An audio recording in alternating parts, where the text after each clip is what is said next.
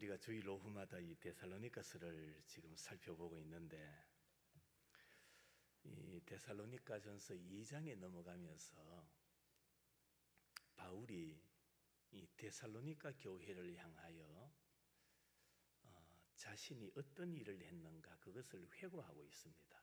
다시 말하면은 이 데살로니가 입성을 회고하는 내용, 복음을 전하면서 데살로니가에서 어떤 마음과 어떤 자세로 하나님의 복음을 전했었는가, 거기에 대한 내용들을 회고하고 있습니다.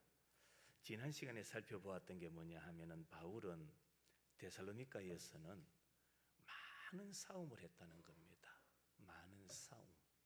이것은 뭐 사람과 사람끼리 뭐 치고 받고 뭐 말다툼하고, 남자들처럼 막 격투기 하듯이 치고 때리고, 뭐 여자들처럼 뭐 머리카락 다 뽑고 뭐 그런 싸움을 의미하는 게 아니고 영적인 싸움입니다. 그런데 그 영적인 싸움 가운데서 그는 하나님을 힘입어, 한번 따라합시다. 하나님을 힘입어. 이게 복음 전도자의 자세입니다. 많은 영적인 그 어려움들이 있었지만은 끝까지 바울이 복음을 전할 수 있었던 그 근거가 뭐냐 하면은 하나님을 힘입어 복음을 전했다. 하나님을 힘입어서 복음을 전했습니다. 그런데 그렇게 복음을 전하는 바울 사도, 그 권면은 결코 간사함이나 부정이나 속임에서 난 것이 아니다, 그렇게 말씀합니다. 하나님의 옳게 여겨주심을 받아 하나님을 기쁘시게 하려고 담대하게 말하고 권면했다, 그렇게 말합니다. 전도는 그렇게 하는 겁니다. 누구를 힘입어? 하나님을 힘입어. 어떻게? 담대하게. 복음을 전할 때는 담대하게 권면해야 돼요. 불확실한 언어, 단어를 가지고 복음을 전하는 게 아니에요. 확신을 가져야 돼요. 그래야만 복음을 어떻게 전할 수가 있느냐? 담대하게 전할 수가 있다는 겁니다. 그러면서 오늘 본문에서도 바울은 데살로니가 전도에 대하여 자신의 적극적인 변증이 몇 가지 나옵니다. 그 첫째가 뭐냐 하면은 바울은 어떻게 복음을 전했느냐? 아이고, 벌써 나와버렸습니다. 같이 읽읍시다. 시작. 유순한 유모처럼 교회를 돌아보았다고 했습니다. 그게 오늘 7절에 나옵니다. 자, 영상을 보면서 7절 시작. 우리는 그리스도의 사도로서 마땅히 권위를 뭐할 수 있지만은, 주장할 수 있지만은, 도리어 너희 가운데서 유순한 자가 되어 유모가 자기 자녀를 뭐함과 같이 하였다? 기름과 같이 하였다. 자식을 기름과 같이 했다. 부유순한 유모와 같이 복음을 전했다라고 말하고 있습니다. 유순한 유모, 무슨 말입니까? 아이를 키우고 보호하고 양육함에 있어서 따뜻하고 세심한 마음으로 최선을 다한 정성, 모든 정성을 다 기울여서 하나님의 복음을 전했다라고 말합니다. 여기 유모라는 뜻은 기르고 보살핀다, 그런 의미가 담겨 있지 않습니까? 구약 성경에 보면 요게벳이 나옵니다. 요게벳은 누구의 어머니입니까? 모세의 친어머니였지요. 그럼에도 불구하고 바로의 궁궐에서 뭐처럼 모세를 키웁니까?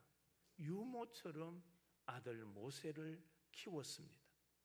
유모는 다른 사람의 아이를 맡아 내 자식처럼 부모를 대신하는 사람, 그를 유모라 말합니다. 그런데 여러분, 유순한 유모에게 꼭 필요한 게 있어요. 뭐가 필요하냐? 아이들에게 옷을 사입히고 먹을 것을 주고, 그게 아니에요. 오늘 성경에서 그냥 유모라고 말하지 아니하고 유순하다라는 말 속에는 어떤 뜻이 담겨 있느냐 하면은 희생입니다. 희생. 사랑의 희생이 담겨져 있는 거예요. 자, 자식 키우는 게 수월합니까? 어렵습니까? 대답 안 하는 사람은 안 키워봤어요. 내 자식 키우는 것도 어려워요? 쉬워요? 내 자식도 어려워요. 내 자식 하나 키우는 것도 힘듭니다. 그런데 유모, 내 자식이 아니라는 겁니다. 내 자식이 아닌데 뭐같이 키웁니까? 부모같이 키우는 거예요. 내가 부모같이 그 자식을 키우는 거예요. 거기에 반드시 따르는 게 뭐냐? 사랑의 희생입니다. 희생이 있어야만 유모 대 유순한 유모가 될 수가 있는 거예요. 그래서 이 유순한 유모 속에는 바울 사도의 복음 안에서의 희생, 최선을 다하는 그의 삶을 우리에게 보여주고 있는 겁니다. 고린도전서 4장 15절에 바울이 이렇게 말합니다. 그리스도 예수 안에서 무엇으로? 복음으로서 내가 너를 뭐하였다? 낳았다. 그렇게 말합니다. 뭐로 낳았다고요? 복음으로 낳았어요. 다시 말하면 영적 양부를 의미합니다. 여러분, 바울이 복음으로서 낳은 아들이 있었어요. 그가 누구였습니까? 디모데아입니까? 그래서 성경에 보면은 바울이 디모데를 향해서 표현하는 몇 가지 단어가 있어요. 내 아들이라, 사랑하는 아들이라, 믿음 안에서의 참 아들이다. 그렇게 말하고 있어요. 이 단어 안에는 바로 복음을 전하기 위하여 복음 안에서의 그 아이를 양육하는 양부로서의 뭐가 담겨 있느냐? 희생이에요. 헌신이 거기에 담겨져 있는 겁니다.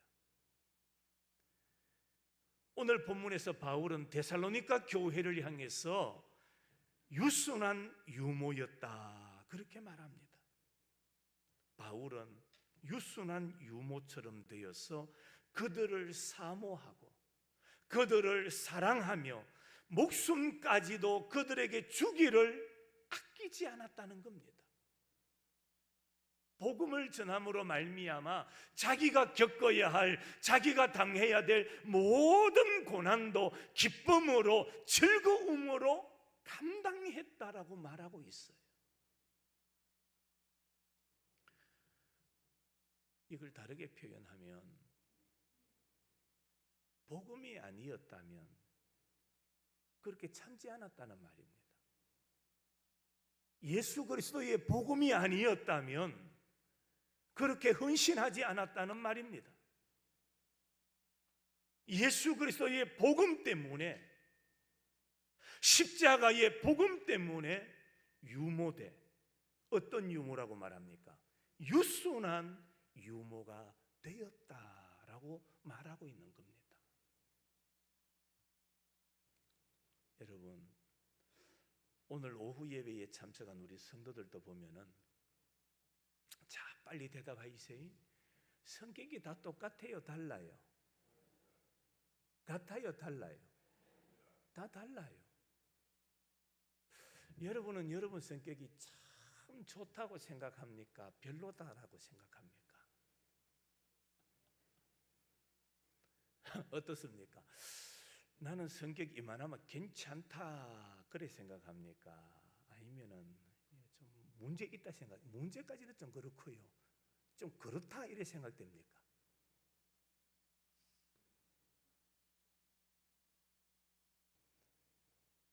여러분, 유순한 유모가 되어야 돼요. 그냥 유모가 아니라 어떤 유모, 유머가 아니고 유모, 어떤 유모, 유순한 유모가 되어야 돼요. 네. 그러기 위해서는 자기를 다스리고 자기를 절제하고 마음을 다스리고 절제하고 또 마음도 다스리고 절제하고 마음도 다스리고 그래야 뭐가 되느냐? 유순한 유모가 되는 거예요. 예.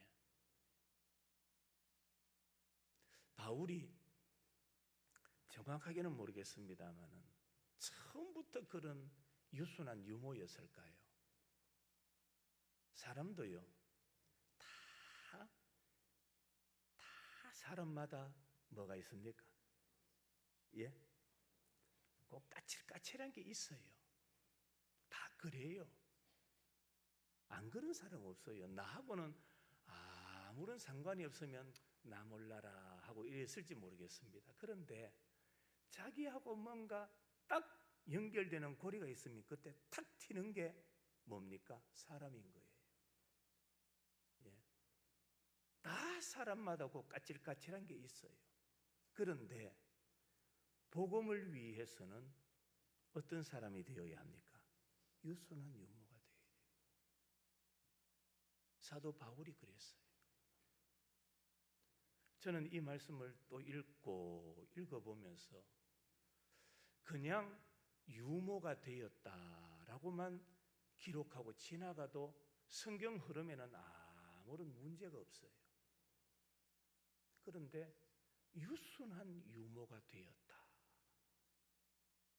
이 문장, 이 단어가 들어간 이유는 바로 자신의 헌신, 인내, 참음, 오래 참음, 이게 유순하다라는 그 말 속에 다 내포되어 있는 거예요. 예. 우리가 하는 말 가운데 있지요. 사람이 참으면 뭐도 면한다고요? 살인도 면한다는 겁니다. 예. 참으면 살인도 면하는 거예요. 제가 우리 교회 와가 보니까 저 당회실에 보니 크다는 액자 하나 있더라고요. 예. 어느 사람마다 그 이야기예요. 저거 언제 걸어놨나 이 기사의 사람들이. 그게 뭔지 압니까? 언제 와봤다고 합니까? 그 여쭤보면 이것까지 참아라. 이것까지 참아라. 유순한 유모가 되시기를 바랍니다. 유순한 유모. 참아야 되는 거예요. 헌신이 필요한 거예요. 헌신. 좋은 교회는 어떤 교회입니까? 유순한 사람들이 많아야 돼요. 태어날 때부터 유순한 게 아니에요. 어떤 모습으로 태어났든지 간에 복음 안에서 우리는 스스로가 절제하면서 유순한 자가 되어야 되는 거예요. 누구를 기쁘시게 하기 위하여? 하나님을 기쁘시게 하기 위하여. 유순한 자가, 헌신한 자가 되어서 사람들에게 칭찬받고 박수받기 위함이 아니라 오늘 성경에도 말씀하고 있는 것처럼 하나님을 뭐하게 하기 위해서? 기쁘시게 하기 위하여 유순한 유모가 되어야 됩니다. 그런 성도들이 되시기를 주님의 이름으로 축원합니다. 유순한 유모. 8절입니다. 같이 읽을까요? 시작. 우리가 이같이 너희를 사모하여 하나님의 복음뿐 아니라 우리의 뭐까지도, 목숨까지도 너희에게 주기를 뭐한다고요? 이야, 이 일을 하신 분이 누굽니까? 예수 그리스도 아닙니까? 화면 띄워놓으시고요. 이 역할을 하신 분이 예수님입니다. 우리에게 뭐까지 주셨어요? 목숨까지 주셨잖아요. 그런데 그 예수 그리스도의 복음을 받았던 바울이 뭐라고 말하느냐? 데살로니가 교회 성도들을 위해서 나 또한 목숨까지도 너희에게 주기를 기뻐한다.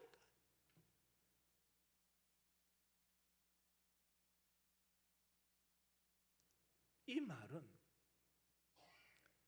바울 사도가 데살로니가 교회를 향하여 어떤 마음을 가졌다는 말입니까? 부모의 마음을 가졌다는 거예요. 부모의 마음. 그렇지 않습니까? 자, 띄워놓으시라니까요.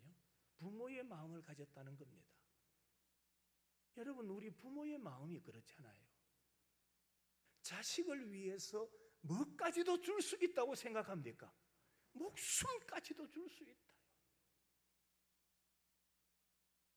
자, 어떻게, 무엇 때문에 데살로니가 교회 성도들을 위해서 바울 사도가 목숨까지도 기쁨으로 줄 수 있다라고 말하는지 아십니까? 그 다음 뭐라고 말합니까? 너희가 우리의 뭐가 되었다고요? 사랑하는 자. 사랑하면 그런 거예요. 사랑하면 그런 거예요. 사랑하면 그렇다니까요. 여러분, 사랑하는 사람에게는 주는 것이 아까워요. 왜 이렇게 가만히 계십니까? 사랑하는 사람을 향해서 주는 것은 아까워요. 안 아깝죠. 그게 뭐 부피가 크든 작든 얼마짜리 금액이든 간에 뭐 하기 때문에 저도 안 아까운 이유가 뭡니까? 뭐 하기 때문에? 사랑하기 때문에. 사랑하기 때문인 거예요. 사랑하는 사람은요, 저도 뭐 하지 않습니까? 아깝지 않은 거예요.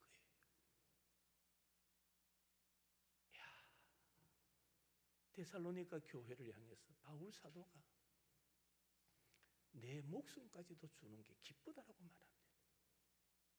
내가 너희를 사랑하기 때문이다. 사랑하기 때문이다. 여러분, 전도자는 말로만 복음을 전하고 지나가는 행인이 아닙니다. 사모하고 사랑하고 목숨까지도 즐겨주고 싶은 전도자의 유순한 유모 같은 그 마음을 오늘 이 시대 우리 그리스도인들이 가져야 되고 회복해야 될 마음인 거예요.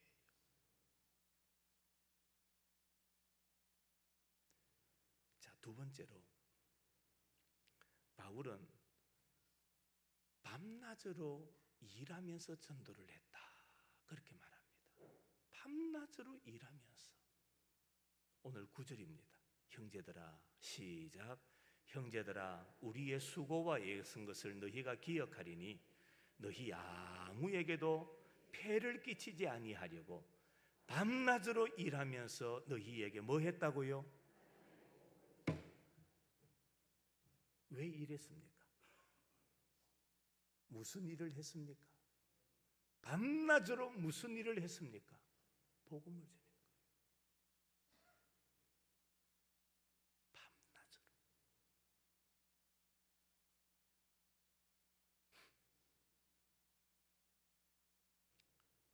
어제 저녁에 아래 저녁이네요. 금요일 저녁에 총회 갔다 와서 교회에서 행정적인 일 다 처리하고 또 다른 사람이 뭐 해야 될 일이 있어서 그것도 정리하고 저녁 먹고 운동장에 올라가 봤다 아닙니까? 올라가니까 사람들 많이 모여 있대요. 그 가수들 누가 왔습니까? 나는 우리 교인들 있나 없나 싹 왔다 갔다 하면서 돌아봤더니 나를 보고도 못 본 척 하는지, 한 부부를 만났다. 예, 우리 교회 한 집사님 부부를 만나서요, 권사님하고. 그런데 아무리 봐도 없어요, 우리 교인들이.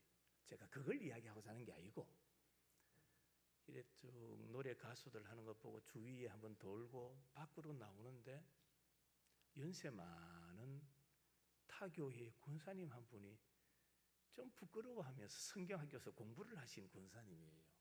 은퇴하신 권사님인데 이래 부끄러워하면서 목사님 안녕하세요 이래요. 그래서 이래 요 가까운 교회 권사님이더라고요. 권사님 웬일입니까? 했더니 손에 전도지를 들고 있어요. 전도지를. 그 밤에. 그러면서 목사님도 하나 받아 있어 이러면서 하나 주더라고요. 또 주는 걸 안 받으면 그렇겠다 싶어가 아이고 권사님 수고합니다. 그리고는 제가 덜렁덜렁 들고 다니다가 같이 탔던 차에다가 두고 내리는 것 같아요. 밤낮으로 낮 시간만이 아니고 사람들이 있는 곳이라면 밤과 낮을 가리지 아니하고, 제가 알기는 그 권사님이 한 75, 80쯤 되는 분이에요. 그 밤에 나와서 전도지를 들고 사람들이 의성 군민들이 모여 있으니까 오고 가는 사람들에게 예수 믿으세요. 예수 믿으세요. 복음을 전하는 거예요. 바울 사도를 보십시오. 밤낮으로 일하면서 하나님의 복음을 전했어요. 성도 여러분, 우리도 밤과 낮을 가리지 아니하고 하나님의 복음을 전할 수 있는 열정적인 신앙인들이 될 수 있기를 바랍니다.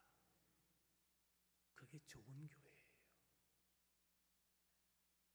좋은 교회는 처음부터 말은 만들어지는 게 아니에요. 열심히 일하는 곳이 좋은 교회가 되는 거예요. 헌신하는 사람들이 많은 교회가 좋은 교회가 되는 거예요. 충성하는 사람들이 많은 교회가 좋은 교회가 되는 겁니다.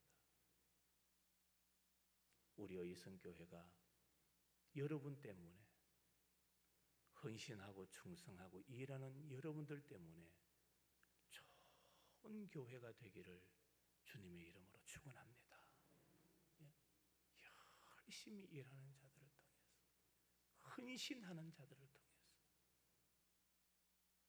마지막으로 바울 사도는 부성적 교훈의 권위로 일했습니다.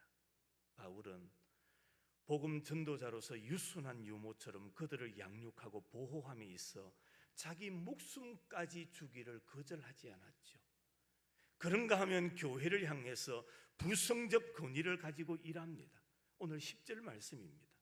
우리가 너희 믿는 자들을 향하여 어떻게 거룩하고 옳고 흠 없이 행하였는지에 대하여 너희가 증인이요 하나님도 그러하시도다. 그들은 하나님께 대하여는 거룩해십니다. 사람에 대하여서는 옳고 자기 자신에 대하여서는 뭐가 없다고 말합니까? 흠이 없다라고 말합니다.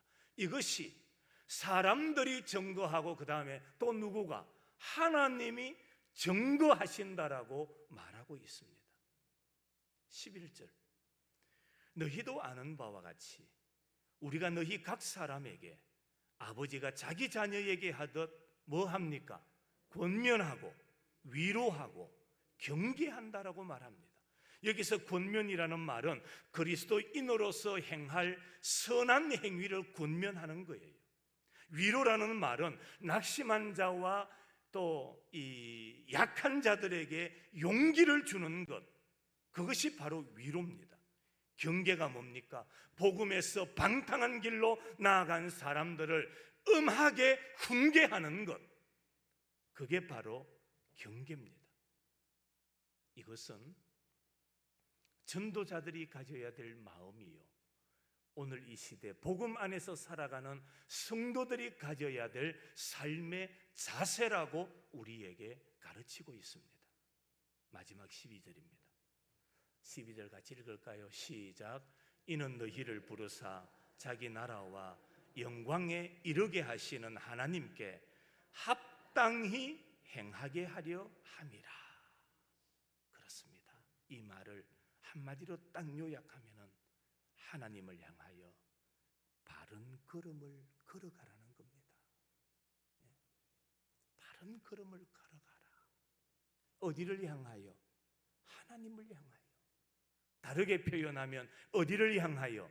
천성을 향하여, 천국을 향하여, 예수 그리스도가 우리를 위하여 예비해 놓으신 그 나라를 향하여 똑바로 바른 걸음으로 걸어가라. 이걸 다르게 표현하면 어디로 치우치지 말고 어디로?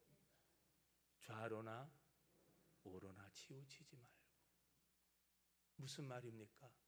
우리가 살아가는 세상에는 좌로 치우칠 일도 많고 우로 치우치게 하는 일들이 많다는 겁니다. 교회에 못 가게 만드는 이유도 많고, 기도하지 못하게 만드는 이유도 많고, 예배드리지 못하도록 방해하는 요소들도 많고, 넓은 길, 좌측길, 우측길, 좌로 우로 우리를 이끌고 우리를 유혹하는 일들이 많다라는 겁니다. 그러나 그런 일들이 많이 산적해 있다 할지라도 우리는 어떤 삶을 향하여 걸어가야 되느냐? 누구를 향하여? 하나님을 향하여, 천성을 향하여 바른 걸음을 걸어가는 자가 되라.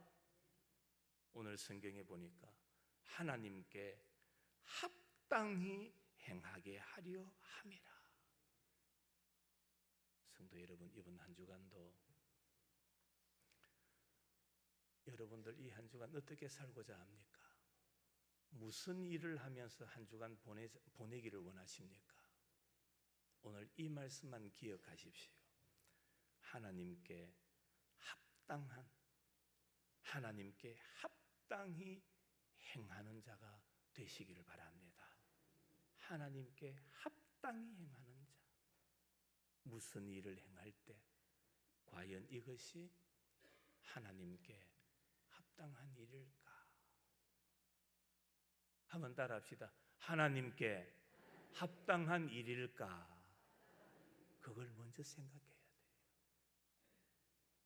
말을 할 때도, 무슨 일인가 일을 할 때도 과연 이것이 하나님 앞에 합당한 말일까? 합당한 일일까? 그걸 생각할 줄 알아야 돼요. 사도 바울은 데살로니가에 복음을 전하면서 이것이 합당한 일이기에, 하나님 앞에 합당한 일이기에 자기의 뭐도 아까워하지 않습니까? 목숨도 아까워하지 않았던 겁니다. 하나님 앞에 합당한 길, 합당한 삶을 살아가는 우리 모든 의성의 가족들이 되시기를 간절히 소망합니다. 하나님 아버지 감사합니다.